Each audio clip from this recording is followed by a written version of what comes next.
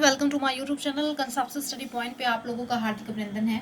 आज का जो हमारा टॉपिक रहेगा that is the acidic strength of organo acid. ठीक है, acidic strength of organic acid जो भी हम पढ़ने वाले हैं, इसमें दो इफेक्ट हैं आप लोगों के। एक है इंडक्टिव इफेक्ट और एक आपका होगा रेजोनेंस। इस दोनों इफेक्ट की वजह से आप ऑर्गेनो एसिड की एसिडिक स्ट्रेंथ डिस्कस करेंगे। इन लोग चीज़ को समझने के लिए आप एक सिंपल सा एग्जांपल लेते हैं। देखिए, इससे आपका एक क्वेश्चन भी कंप्लीट हो जाएगा, क्लियर हो जाएगा। ठीक है, तो यहाँ पर मैंने एक देखिए क्वेश्चन बनाया हुआ है। आप देखिए कि क्लोरो एसिटिक एसिड जो है, जो strong acid then acetic acid, right. तो यहाँ पे देखिए स्ट्रक्चर आप लोगों को दिख रहा होगा। ठीक है, तो यहाँ पे देखिए जो क्लोरीन है that is electron withdrawing group. ठीक है, क्योंकि इंडक्टिव फैक्ट मैंने आपको एक्सप्लेन किया, इंडक्टिव फैक्ट और रेजोनेंस के ऊपर। तो इंडक्टिव फैक्ट में दो हैं, एक तो इलेक्ट्रॉन विड्रॉइंग ग्रुप होगा और एक इलेक्ट्रॉन डोनेटिंग ग्रुप होगा।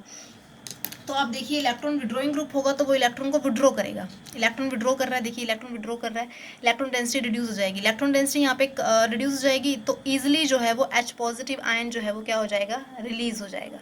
ईजिली H पॉजिटिव आयन जो है रिलीज हो जाएगा तो वो क्या होगा, एसिडिक होगा। तो देखिए जो इलेक्ट्रॉन क्लाउड होगा in the CO bond and COH bond वो अफेक्टेड होगा। ऑब्वियसली अफेक्टेड होगा कि वो इलेक्ट्रॉन को अपनी तरफ खींच रहा है, तो easily H positive ion release हो गया। लेकिन यहाँ पर आप देखिए एसिटिक एसिड में CH3 ग्रुप होता है जो कि इलेक्ट्रॉन डोनेटिंग ग्रुप होता है। इलेक्ट्रॉन डेंसिटी को क्या करेगा, एनहांस कर देगा, बढ़ा देगा, जिसकी वजह से जो रिलीजिंग एबिलिटी है H पॉजिटिव आयन की वो कम हो जाएगी एज कंपैरिजन टू दिस। समझ में आ गया इंडक्टिव फैक्ट का मतलब। यहाँ पे आपने दो चीज़ें ध्यान रखनी है। यदि इलेक्ट्रॉन विड्रॉइंग ग्रुप अटैच है तो वो ज़्यादा एसिडिक होगा क्योंकि इलेक्ट्रॉन डेंसिटी को वो अपनी तरफ खींचता है, इलेक्ट्रॉन डेंसिटी को रिड्यूस कर देता है नियर अराउंड जो है OH बॉन्ड, COH बॉन्ड। और जो डोनेटिंग होता है वो इलेक्ट्रॉन डेंसिटी को बढ़ा देता है, जिसकी वजह से रिलीजिंग जो है H पॉजिटिव आयन की वो थोड़ी डिफिकल्ट हो जाती है। ठीक है, इस क्वेश्चन से आपको समझ में आ गया होगा किस तरीके से इंडक्टिव फैक्ट जो है ऑर्गेनिक एसिड की एसिडिक स्ट्रेंथ को रिप्रेजेंट करता है। समझ में आ गया। रेजोनेंस इफेक्ट को समझने के लिए भी मैंने एक क्वेश्चन प्रिपेयर किया है। देखिए आप यहाँ पे देखिएगा, यहाँ पे आपको दिख रहा होगा कि COH that is a carboxylic acid functional group है, this is a phenolic group. ये एसिड की तरह बिहेव करते हैं। एसिड की तरह बिहेव क्यों करते हैं, एसिडिक रिएक्टर क्यों बिहेव करते हैं, क्योंकि इसमें क्लीवेज होती है किसी चीज़ की, OH बॉन्ड की। OH बॉन्ड की क्लीवेज होती है। तो आप देखिए स्ट्रक्चर मैंने जनरल ड्रॉ किया है। जनरल में क्या होगा, ये H पॉजिटिव आयन बना रहा है, राइट। H पॉजिटिव आयन ये भी बना रहा है। H पॉजिटिव आयन बनाने की वजह से ये एसिडिक है। ठीक है, अभी मैंने बताया OH बॉन्ड क्लीवेज हो रहा है, OH बॉन्ड क्लीवेज हो रहा है। OH बॉन्ड क्लीवेज होने की वजह से H पॉजिटिव आयन रिलीज करेगा। दूसरी बात, रेजोनेंस स्टेबलाइज है ये स्ट्रक्चर। ये स्ट्रक्चर क्या है, रेजोनेंस स्टेबलाइज है। देखिए मैं यहाँ ड्रॉ कर रही हूँ इनको। यहाँ देखिए आपके पास, देखिए ये बना था आपके पास RCOO नेगेटिव। ये किस तरीके से रेजोनेंस स्टेबलाइज है वो चीज़ आपने जो है देखना है। ये चीज़ मैं बनाने वाली हूँ। यहाँ पर क्या होगा कि ये मतलब नेगेटिव चार्ज दैट है इलेक्ट्रॉन है, ये यहाँ ट्रांसफर होंगे, ये बॉन्ड यहाँ चला गया। C किसे कहते हैं, oxygen negative double bond O। ठीक है, तो आप इसको किस तरीके से रिप्रेजेंट कर सकते हैं, किस तरीके से रिप्रेजेंट कर सकते हैं इसको, इसको इस तरीके से दिखाओ, किस तरीके से रिप्रेजेंट कर सकते हैं, RCOO और ये चीज़ दिखा दी आपने डॉटेड कि यहाँ पर जो ट्रांसफ़र ऑफ चार्ज है वो है। तो क्या हो गया, स्टेबलाइज है। क्या है, स्टेबलाइज है, रेजोनेंस स्टेबलाइज है। स्ट्रक्चर आप देख रहे हैं रेजोनेंस। इसी तरीके से आपका फिनोल का है। तो इन दो फैक्टर के बेस के ऊपर आप जो है ऑर्गेनो एसिड की एसिड स्ट्रेंथ एक्सप्लेन कर सकते हो। ये एक और एग्जांपल ले लेते हैं, ये भी मैंने प्रिपेयर किया हुआ है। देखिए आप यहाँ पर देख लीजिए, दिख रहा होगा आपको, acidic strength of chlorine substituted acetic acid, ये आपको दिए हुए हैं। इनमें सबसे ज़्यादा किसकी है। ठीक है, इसको मैं समझा देती हूँ, बहुत सिंपल एंड बहुत ईजी है, देखते ही आप लोगों को पता लग जाएगा। मैं यहाँ नोट डाउन कर रही हूँ। देखिए आप लोग कि एक इन्होंने दिया हुआ है, मैं स्ट्रक्चर ड्रॉ करूँगी डायरेक्ट। ठीक है, वो चीज़ मैंने आपको दिखा दी थी, और जिस बच्चे को वो चीज़ दोबारा देखनी है तो वीडियो को 10 सेकंड पीछे कर लेना। ठीक है, ताकि आप लोगों को वो चीज़ अच्छे से दिख जाए। ठीक है, ये ऐसे हैं, यहाँ पर ये हाइड्रोजन है, right, and this one is a chlorine and this one is a chlorine and this is a hydrogen and C double bond OOH, ये चीज़ हो गया आपका, and Cl and Cl C double bond OOH। ठीक है, ये चीज़ आपको दिख रहा होगा। अब यहाँ पर कैसे है, कौन सा सबसे ज़्यादा एसिडिक होगा नेचर में, कौन सा सबसे ज़्यादा एसिडिक होगा। तो देखिए आप देखोगे कि यहाँ पर तो CH3 ग्रुप अटैच है कार्बोक्सिलिक एसिड के, तो रुकिए प्लस आई इफेक्ट है, वो तो होगा नहीं, ये तो सबसे लास्ट है, इसको 4th नंबर दे दो, ये तो सबसे लास्ट है। ठीक है, क्योंकि प्लस आई इफेक्ट शो कर है। अब यहाँ पर कितनी क्लोरीन है, यहाँ पर एक क्लोरीन है, बहुत सिंपल इजी तरीके से। यहाँ पर कितनी क्लोरीन है, यहाँ पर 2 क्लोरीन है, और यहाँ पर कितनी क्लोरीन है, यहाँ पर 3 क्लोरीन है। तो जितने ज़्यादा number of chlorine atom attach है, मतलब जितना ज़्यादा, क्योंकि यहाँ पर भी माइनस आई इफेक्ट है, यहाँ पर भी माइनस आई है, यहाँ भी माइनस आई है, तीनों ही विड्रॉ करेंगे। लेकिन सबसे ज़्यादा विड्रॉइंग किस में होगी, मान लो कि एक इलेक्ट्रॉन ये विड्रॉ कर रहा है, एक इलेक्ट्रॉन ये विड्रॉ कर रहा है, सपोज, मैं सपोज करने के लिए कह रही हूँ, यहाँ पे 3 electron withdraw, 3 chlorine atom withdraw करेंगे, जिसकी वजह से जो H पॉजिटिव रिलीजिंग पावर है वो यहाँ ज़्यादा होगी, तो ये मोर एसिडिक होगा। तो पहला नंबर आप इसको देगा, यहाँ पर 2 क्लोरीन एटम है तो दूसरे नंबर पर ये होगा, और यहाँ पर 1 क्लोरीन एटम है तो तीसरे नंबर। तो एसिडिक स्ट्रेंथ में सबसे पहले नंबर पर ये आएगा, ट्राइक्लोरो वाला, ठीक है। सेकेंड नंबर पे डाइक्लोरो वाला आएगा, थर्ड नंबर पे मोनोक्लोरो वाला, और यहाँ पे आएगा आपका नॉर्मल जो सिंपल एसिडिक एसिड है। समझ आएगा ये आपको इंडक्टिव इफेक्ट के कारण, ठीक है। तो ये आपकी एसिडिक स्ट्रेंथ थी ऑर्गेनिक एसिड की। अब हम बात करते हैं स्ट्रेंथ ऑफ बेस, ठीक है। किसकी बात कर रहे हैं, strength of base. Strength of base देखिए यहाँ पर मैं आपको बताती हूँ। स्ट्रेंथ ऑफ बेस को भी 3 फैक्टर से बताया गया है, इंडक्टिव इफेक्ट से, रेजोनेंस से, स्टेरिक इफेक्ट ऑफ सब्स्टिट्यूएंट से, ठीक है। ध्यान से नोट कर लेना, inductive, resonance and steric effect.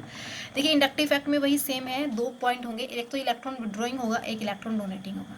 Electron withdrawing है तो इलेक्ट्रॉन डेंसिटी क्या करेगा, डिक्रीज करेगा। इलेक्ट्रॉन डेंसिटी कम हो रही है तो सिंपल सी बात है, वहाँ पर आपकी एसिडिटी तो इंक्रीज होती है लेकिन बेसिसिटी डिक्रीज होगी। समझ में आ गया, यहाँ पे ये पूरा ओवरऑल हो गया। इलेक्ट्रॉन डोनेटिंग में इसका अपोजिट कर दो, इलेक्ट्रॉन डोनेटिंग ग्रुप है तो इलेक्ट्रॉन डेंसिटी बढ़ाएगा।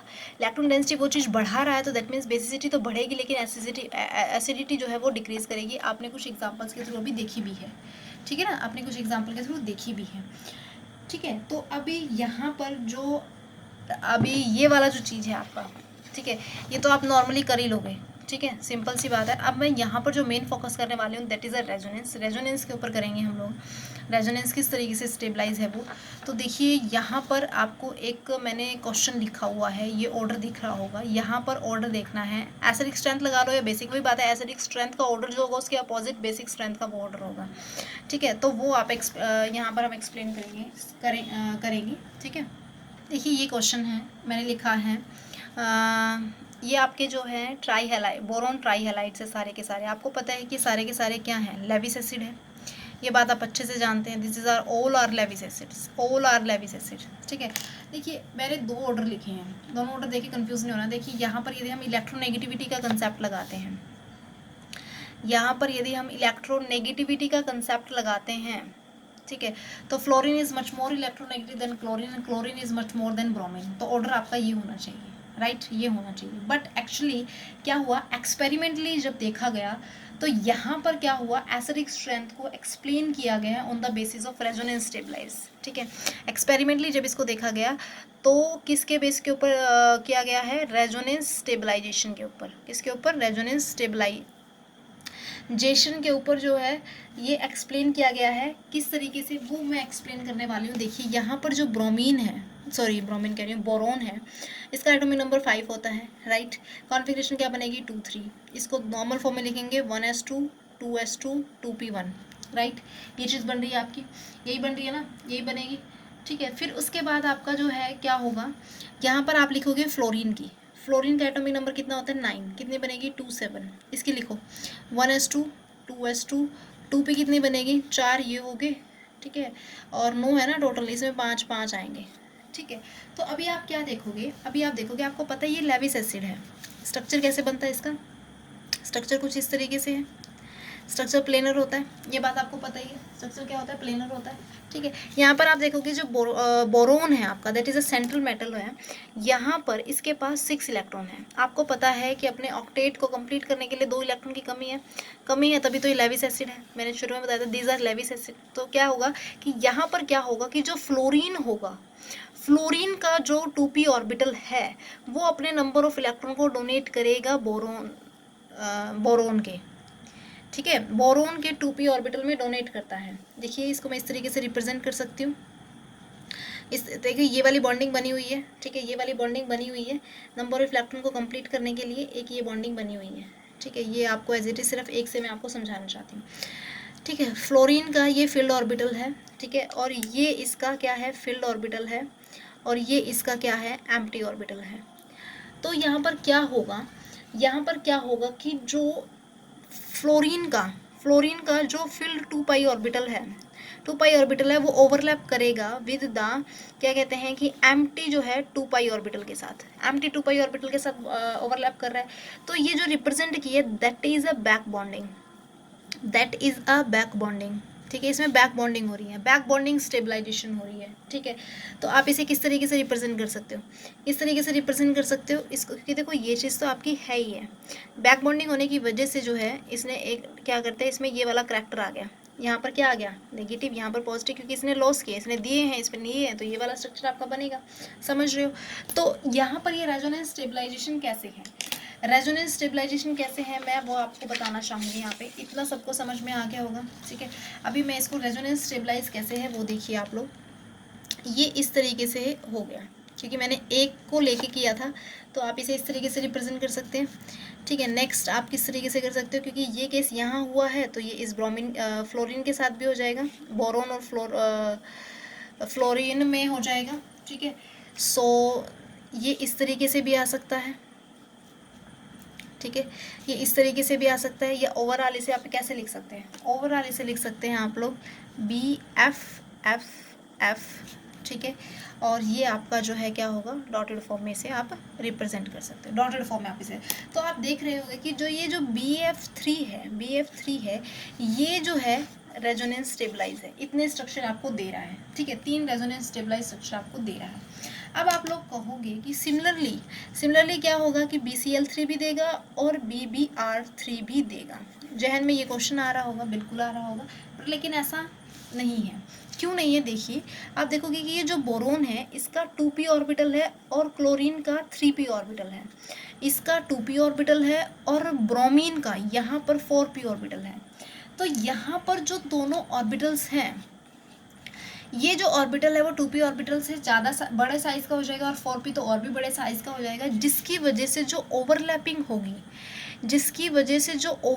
होगी, वो प्रॉपरली नहीं हो पाएगी, यदि ओवरलैपिंग प्रॉपरली नहीं हो रही है तो इलेक्ट्रॉन का जो ट्रांसफ़र है, मतलब इलेक्ट्रॉन का जो डोनेशन है, इलेक्ट्रॉन डोनेशन कह लो, या जो बैक बॉन्डिंग है, जो बैक बॉन्डिंग होगी वो क्या हो जाएगी, नहीं हो पाएगी। बैक बॉन्डिंग नहीं हो पाएगी तो वो रेजोनेंस स्टेबलाइज नहीं होगा। बैक बॉन्डिंग नहीं हो रही है तो वो रेजोनेंस स्टेबलाइज्ड नहीं होगा। रेजोनेंस स्टेबलाइज नहीं है तो एसिडिक स्ट्रेंथ क्या हो जाएगी आप लोगों की, रेजोनेंस स्टेबलाइज नहीं है तो दैट मीन्स इसका जो लेविस एसिड करैक्टर है, लेविस एसिड करैक्टर जो होगा वो क्या करेगा, इंक्रीज करेगा। BF3 का लेविस एसिड करैक्टर क्या होगा, डिक्रीज करेगा। ठीक है, डिक्रीज करेगा, क्योंकि यहाँ पर तो, क्योंकि देखो लेविस एसिड मतलब एसिडिटी, मतलब ईजिली जो आपका जो है इलेक्ट्रॉन को ट्रांसफर कर, इलेक्ट्रॉन रिलीज हो जाए, लेकिन यहाँ पर तो डेफिशिएंसी रही नहीं, कंप्लीट हो रहा है ना ये चीज़, क्योंकि रेजोनेंस स्टेबलाइज है। रेजोनेंस स्टेबलाइज होने की वजह से क्या होगा, कंपनसेट कर देता है, ये डेफिशिएंसी ऑफ बोरोन एटम को कंपनसेट कर रहा है, कंप्लीट कर रहा है, जिसकी वजह से जो लेविस एसिडिटी है इनकी डिक्रीज कर जाती है। तो ऑर्डर क्या रहेगा आपका, सबसे ज़्यादा स्ट्रॉन्ग लेविस एसिड कौन सा है, सबसे ज़्यादा स्ट्रॉन्ग लेविस एसिड ये है, देन उसके बाद लेविस स्ट्रॉन्ग आपका जो लेविस एसिड है ये है। ठीक है, क्योंकि रीज़न मैंने आपको बता दिया है, एनर्जी लेवल सेम ना होने की वजह से प्रॉपर ओवरलैपिंग नहीं होगी, बैक बॉन्डिंग नहीं होगी, रेजोनेंस स्टेबलाइज नहीं होंगे, तो लेविस एसिड करैक्टर जो है वो क्या करेगा, इंक्रीज करेगा। तो ये आपका ऑर्डर है, सबसे ज़्यादा मोर लेविस एसिड कौन है, ये है आपका। ठीक है, नेक्स्ट जो था आप लोगों का था steric effect of substituent. Steric effect of substituents का क्या है कि यदि कोई बल्कियर ग्रुप अटैच हो जाता है, ये मैं जनरल आपको बताना चाहूँगी, यदि कोई बल्कियर ग्रुप अटैच हो रहा है तो जिसकी वजह से स्टेरिक हिंड्रेंस आ जाता है, रिपल्शन होगा, रिपल्शन होने की वजह से वो एसिडिटी पर प्रभाव डालता ही डालता है। सिंपल सी बात है, डालता ही डालता है। जैसे एक जनरल एग्जांपल के साथ लें, ये मैंने ले लिया पायरेडिन, ठीक है, it's having a lone pair of electrons, and आपके पास ये है 2 मिथाइल पायरेडिन जो कि आपका ऑर्थो पोजीशन पे है, और एक मैंने ले लिया, ये भी पायरेडिन है पर यहाँ पर मैंने इसको लिया है आपके जो है पैरा पोजीशन पे। ठीक है, पैरा पोजीशन पे मैंने आपको इसको लिया है। तो यहाँ पर यदि हम इंडक्टिव इफेक्ट लगाते हैं, सिंपल सी बात है, ये ज़्यादा है। बेसिसिटी ऑर्डर यहाँ पे हम लोग देखें, बेसिसिटी ऑर्डर हम देखें, ध्यान से समझना, जनरल सा ही है। बेसिसिटी ऑर्डर देख रहे हैं तो ये प्लस आई इफेक्ट शो कर रहा है, प्लस आई इफेक्ट ये भी शो कर रहा है, तो इसका मतलब ये हो गया कि ये दोनों इससे ज़्यादा बेसिक है, ये दोनों इससे ज़्यादा बेसिक है। समझ में आ गया। एसिडिटी की बात करेंगे तो ये ज़्यादा मोर एसिडिक होगा एज कंपैरिजन टू दिस। समझ में आ गया ये भी।